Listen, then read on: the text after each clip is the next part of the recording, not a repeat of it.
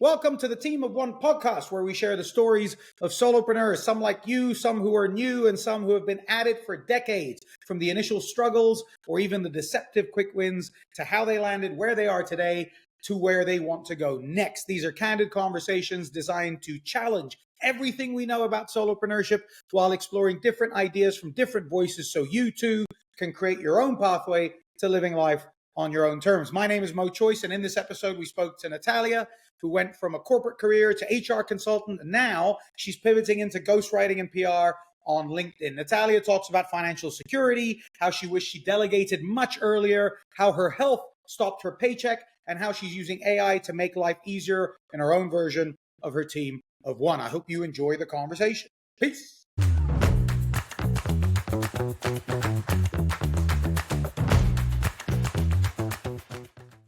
Welcome back to the Team of One podcast. Today we have the lovely Natalia Florek with us. Natalia, please introduce yourself. Hi. Thanks, Mo, for having me. What can I say? I am a team of one. I've been a team of one for 5 years now, and I do personal branding, a lot of LinkedIn promoting, and ghostwriting. That's what I do most right now. Amazing. And obviously we're here to talk about how you got here, and then we want to talk a little bit about where you're going. Do you define yourself as a solopreneur? Yes, and it's something I grown to, because at one point I was thinking about hiring people because I had the possibility and had the work for them, and I made this thought over decision not to. That I don't want to be responsible for people at the moment. I don't want to have to think about their jobs. And I made the decision to stay alone, however that sounds, and be the solopreneur that I am now. Amazing. There's a lot of confusion, Natalia, with the term solopreneur. Maybe not confusion, but there's a lot of different ways of people understanding what it means. How would you define the term solopreneur? Okay, I come from Poland. I'm based in Poland. So here we have it very nicely defined. We have something called solopreneurism, and it's a legal term, and that means you do everything. And you're legally named a solopreneurship, and you do everything for yourself. You're responsible for your taxes. You're responsible for the whole of the business. So for me, that's sort of how I define it. But it doesn't mean that I do everything by myself, but delegate things outside that I don't know how to do. So for me, it's a no-brainer. You're responsible for everything, and your face is the logo. Love it. In a way. And why did you choose this path? Okay, that's a longer story. But I was in a corporate setting for 11 years, and I was climbing the ladder. It was a huge clothing company. And at some point, this was 5.5 years ago, I got to the thought that I've given them everything I could have, and I've learned everything I could have about, running a business, about being in a corporate setting. So I was slowly thinking about finding a different job or doing something different. And then the pandemic struck, and it was a very difficult time for everyone, I think. And I had an idea of what I wanted to do, because in this company, I wasn't responsible for any HR stuff, but I liked being involved in these kind of projects. So, for example, I started the whole onboarding project, that when people started working there, what they had to learn, what they had to do. I was also involved in finding the right people for the teams, well, my team, and for the teams of my friends, because I sort of had a talent for it. And on the other hand, all my friends were asking me, okay, you work in this huge corporation, you know what they're looking for, look at my resume and tell me if I'll get the job. So that's what I was thinking about. And in the pandemics, people were losing their jobs and changing their priorities. So I thought maybe this is something I'd like to do.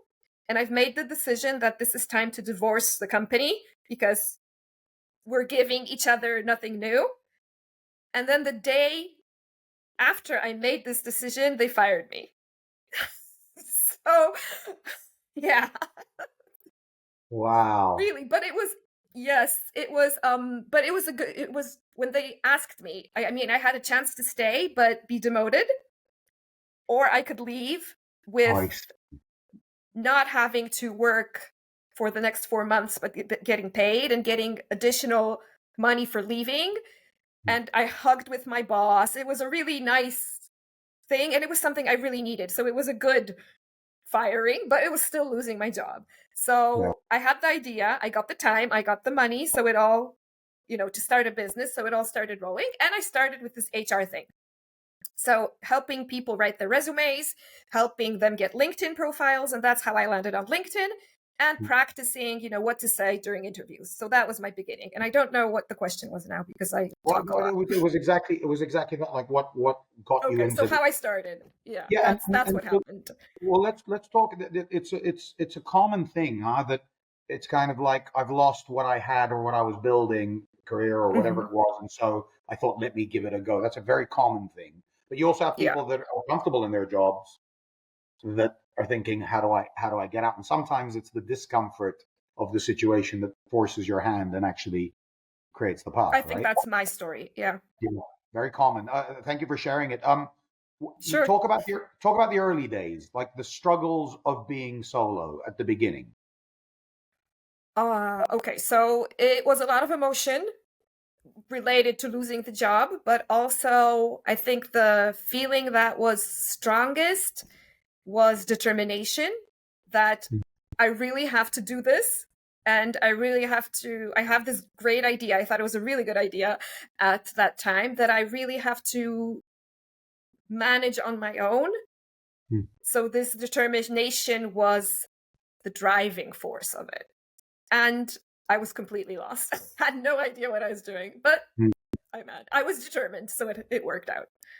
The biggest challenges would have been what at that stage? I think things related to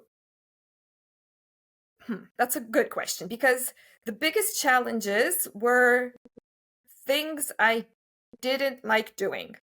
But being a solopreneur, I had to do. You naturally gravitate toward things you want to do. Hmm.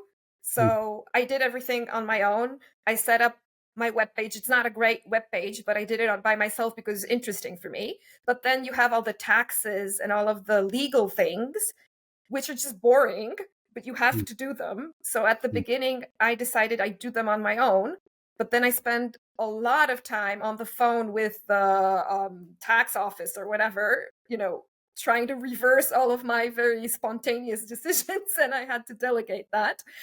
And that was difficult for me, sort of taking the responsibility of everything being my responsibility. Yeah, all right. And then in terms of customers, revenue, how did you? A lot of people struggle with that at the beginning, right? They rely on Mhm. referrals, but then the referrals dry up, or they don't have referrals. How did you navigate actually making a living?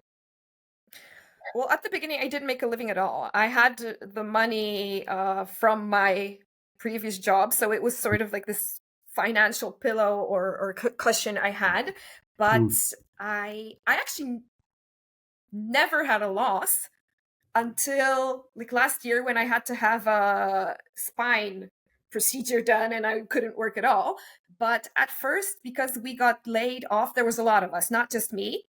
Hmm. A lot of people from my previous job were my clients. So that helped out at the beginning. Yeah. And when I had sort of the portfolio of friends, I could, well, maybe not show it off, but I felt more confident, and I started promoting myself on Facebook. And then I got to the point that Facebook isn't really the best place to promote myself, and LinkedIn is. And there weren't that many people offering this kind of service in Poland. So I sort of just jumped in the niche, and I've actually, well, this is going to sound really braggy, but I've never had a problem with clients. Good stuff. It's Um, just, yeah, yes, that's how I think it was the right moment for that kind of business. Great. And you took advantage of it, and that's to your credit. If you had to start again from scratch, is there anything you do differently? I would probably not do everything by myself and I would delegate more. I would probably invest more because that would save me a lot of time and I would have things done well from the beginning. Yeah, probably that. Being a solopreneur doesn't mean you have to do everything by yourself, No, I even at the agree. start. I agree. There's also a value thing. Like I've got this £160 refund that I'm owed by the rental company because I didn't get the car that I wanted. And it's like I've spent 2 hours on the phone, and I'm like, I could have made that money 3 times over in these 2 hours. Exactly. Why am I Mhm. chasing it? It's also a value, like how much is my time worth? And a lot of people don't understand this, Natalia. Absolutely. That was another thing I learned, that what is the alternative cost? And now because, okay, we'll talk about the future, but now I'm thinking, okay, there are so many things I could be doing now instead of shopping even, right? So probably it's better Yeah. to order it in and things like that. Yeah, and not only do these people do it better than you do, but the time is the most valuable thing you have when you're a Agree. solopreneur or any kind of entrepreneur. So yeah, so that's probably what I would do: save my time and value my time more. Yeah, we can't get time back. We can make money back if we lose it. We can, get Of clients back course. if we lose them, but we can't get time back. It's gone. Yeah. And so I think that's exactly right. Okay, great. Now, what does next level look like for you? What's the next stage of your development? Today is 11th June when we're recording this. Mhm. And I actually published today on LinkedIn that I am totally cutting off HR from what I'm doing. So I've cut out the CVs and the LinkedIn profiles last year, and I only did one-on-one consultations. And today I wrote, hey, by the end of the summer, I'm not going to be doing this anymore. So I'm investing, going all in into ghostwriting, PR, marketing, and LinkedIn workshops. So that's next level for me. Plus, I have an idea for a totally different kind of business, which is not an online business and it's not going to be a solopreneur business for sure. And I want to start checking out if that will work out. And I want to write a book. So that's next level. A lot of things. So if I understood that right, it's like you're kind of letting go of what got you here, and you're now Yes. pivoting into completely. How did you come up with that decision? What can you talk us through? How you decided it? What told you it was the right thing to do? At some point, one of my clients who I did a resume for said, okay, Natalia, you can write, you've got a big following on LinkedIn, and do you want to write my posts? Because I'm planning on changing my job in the future. I want to have a presence, but I don't have time for it. I was like, okay, yeah, sure, I'll do it. And then he referred me to some of his other friends, and I did that for them. And then I found that this is something I like doing. This is sort of the next step of these CVs and these profiles that I'm sort of building their professional brands for them. And doing that has grown to a level where I need to decide where I want to allocate my time again. And I think it's this for a number of reasons. These are better paying clients because they're usually top management clients. I got a bit bored of these CVs and profiles because it was different people, but it was the same thing, just in a different way all the time. And here you can be more creative. You have they're from very different branches of work, these clients that I have now. So it's more exciting, it's funner, and the money's better. And yeah, and I guess it was just time for another change. I think I was in that corporate company for 11 years. And then when this change came, I sort of noticed that change is good and that I'm capable of starting a good business. So now let's do this, full scale and do other stuff better, I guess. Very cool. And how are you going to know? It might be an obvious answer, but how are you going to know that this was the right decision? A year from now, 2 years from now, what's going to tell you this was the right move for me? I think it's not such a big change, actually. It's something that I was slowly going to for the last year. So I already know it's a good decision. But generally, I think what always is the checkpoint for me, if it's a good decision or not, is if I have to take a step back. For example, when I got fired, I was thinking, okay, if I have to go back to a corporate job, I can do it. I know I'm capable of finding a job, but right now I would feel that it's a step back when I was asking this question. Then when I finished, offering these CVs and profiles, I was like, okay, but if I have to get back to it, I will, but I don't want to. And I didn't have to. So now, if in the next 2 years, I won't have to go back to this one-on-one consultations about finding jobs, then I'll know it was a good decision. Fair enough. What's the biggest risk you face in the next 12 months? Okay. Probably myself, like being overconfident now. I guess that in the things that I'm planning, but I haven't really thought about that. I guess this is something that I've learned, that because I give it's going to be a total contradiction of what I said just a moment ago, but I give myself the possibility that I'll fail. And thanks to that I allow it. Okay, it might not work out because so many businesses don't work out.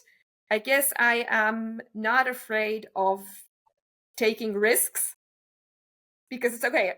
If this doesn't work out, I'll find something else that will work out, or just do something else. So I haven't really thought about that much. Maybe, okay, I know one thing, that maybe this is another time in my life that I am trying to do too many things at once. And then I end up not doing any of them. But I hope it's not going to end up that way. And the too many things would be the book writing, the new business idea, and the pivot to the ghostwriting fully. If you look at the etymology, the root, the history of the word priority, it actually means the one thing that you need to focus on. And so in some sense, priorities is an oxymoron. It's a contradiction. And so if I was to say to you, which one is the real priority for the next 12 months, do you have an answer for that? I think it's the book, because this ghostwriting business is something I've been working on for the last 5 years in a way. So I think I have it set up pretty much okay. And then this other business is sort of, in the test phase, if it's going to work out at all. So probably the book. And that's good you asked this question, because it's not a question I asked myself up to now. Yeah, right. So yeah. Yeah, I'm projecting actually, because I've been through this plenty of times where I have a lot of ideas and there's a lot of things that are exciting. And I don't know what to choose actually. So here's where my brain went. If I have a business idea, there's maybe a time window. Like I have to do it now. If there's a book idea, maybe not. Maybe, well, the book's going to be alive until I never think someone's going to write the book if I don't write it. Whereas in business, that's true. Or maybe we do, I don't know. But in business, we don't say, maybe no one will come up with this business. The fear I have always is someone's going to come up with this idea before me. How do you deal with that? Totally. And I think that in the end, I will end up doing everything at once and make it work out. I agree completely. But in this, that's sort of my answer was sort of from the heart, which is the closest to what I want to be doing in the future. But of course, from a business perspective and a rational perspective, it's the business idea. But it's not a huge thing, but it's completely different. So I have a lot of setting up and a lot of groundwork to do before anything happens. So probably doing this groundwork will be time consuming, but won't take away all the time I could have for writing, I guess. The interesting thing, and this is what I think a lot of solopreneurs don't understand, it's hard enough to succeed in business or as a solopreneur or with a new idea. When you're all in, it's already the odds are stacked against you. Like the numbers say you're not going to make enough money as a solopreneur, 72%, something like that. The odds say that your business is not going to survive. It's like 10% survive 5 years or something like that. The odds say your book, no one's going to read it. And no one's going to be interested because most books no one cares about, no one buys. So the thing to think about always, I think, is also, okay, I can probably handle them all, but how do I succeed if I don't go all in? And that's a really interesting question, right? Because if the odds are stacked against me going all in, right? Even if I'm all in, the odds are stacked against me. Then how am I going to succeed on one, let alone three, if I don't go all in on it? Is that something that you've contemplated or wrestled with? I think I'm a person who can go all in a lot of things, which is probably contradictory, and I don't think you believe me. But but this is something that happened when I started this business that I started with. That I had so many ideas, and I was talking. I don't remember who it was, but it was some sort of coaching person, and this person told me, choose one. And I was like, okay, I'll choose this, because it was three things. And I chose this one thing, but then that I did in an all-in matter. And then there were two more that I did sort of as side projects. And then the market answered the question. It's like, okay, great, this is what you're going all in, but what we want is this, do more of this. And I did more of that. And more of that, I mean more LinkedIn content and more things LinkedIn related. Yeah, and now that's my sole business. So I think it's not really for me to verify. I'll do what I can. I'll do as much as I can for all of my ideas, but then it's the market that's going to verify it. So that's the only feedback. The only feedback that matters is the market. I suppose it depends if we're looking at an all-in from a macro or a micro, right? Because I could make the suggestion that your all-in was solopreneurship. And then the ideas of what the market could do but you went all in on solopreneurship. Whereas now it's like, that's true. Book writing's different to solopreneurship is different to running a business. So that's where are we going micro or macro? And that's maybe something to consider. But it's a very common, very common challenge. And someone of your intelligence and your drive, obviously you're going to want to challenge yourself. And I think that comes across really well, that you're up for the challenge and you're happy to test it. And then you're also happy to let go of things that aren't working. And I think that's probably why you'll always be successful, because you know how to say no. Thank you. I think that's why people generally are successful, that it's always about making choices. Like we talked about this alternative cost and where should my time go? It's always a choice. I agree. There has to be a sacrifice. And I think you're right. The most successful know what to sacrifice when. I think that's absolutely right. You imagine if you're super successful, right? You're famous, people know you, you're making good money. How many opportunities are you going to get then? It's like 10 times what we're getting. Yeah. Like books and movies and this and different businesses and investments. It's like, it's chaos. So in many ways, I'm happy I don't have that at the moment. But maybe one day. I'm not looking for it. No, I'm not either. Well, most people say they're not. I don't know if I believe everybody. I know some people are looking for fame for sure. I'm not. I value this low key sort of stuff. Me too. I do. Yeah. Me too. Yeah. We will. If we get 5 or 6 people listening to this podcast, we'll be happy. I wanted to ask you. I wanted to touch base before we close on AI, because we had a brief conversation about this when we met. Can you give us a solopreneur perspective about AI over the next months and years? How do you see it? I think it's something that all of us have to incorporate in whatever we do. I think it's a great way to delegate things, not necessarily to people, but to, I don't know, AI agents or any form of AI that could speed up. Research is something I have delegated. I have delegated a lot of these administrative things. Offer making, I delegate everything I don't like doing.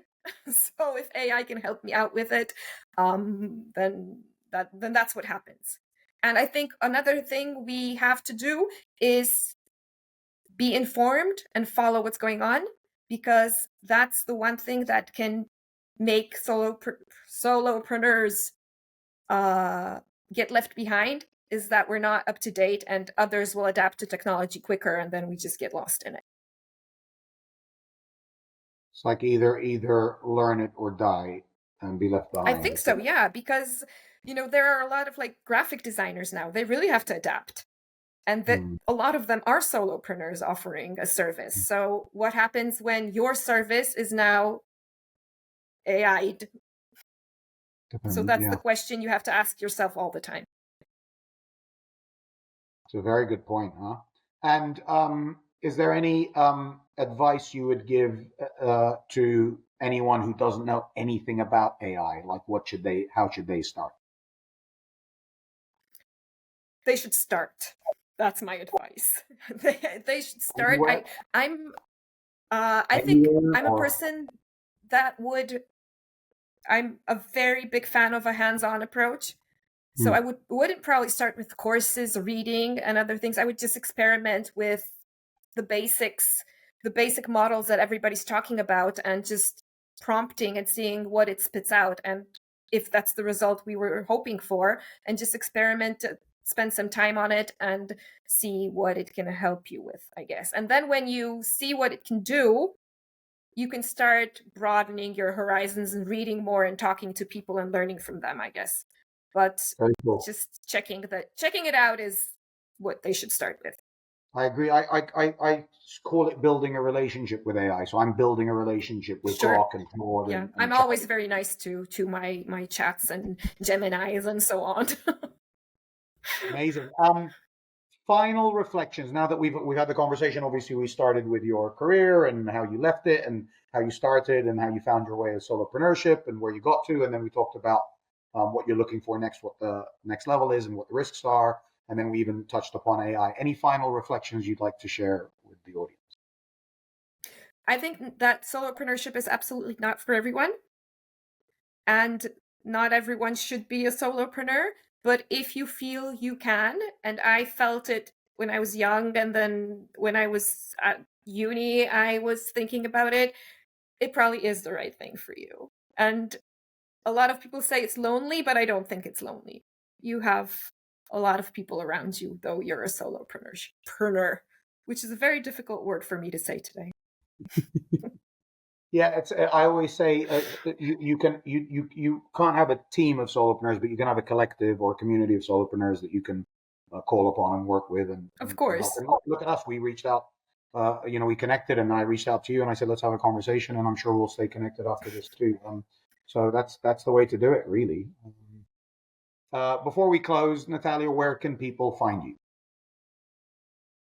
Well, obviously, I've mentioned that I'm in this transition, but still, my main place is LinkedIn, Natalia Florek.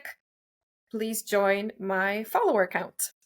Amazing. And I'll put all the details in the session. It was great talking to you, Natalia. I appreciate your time. Thank you so much. Looking forward to seeing how it turns out. Great. Thank you.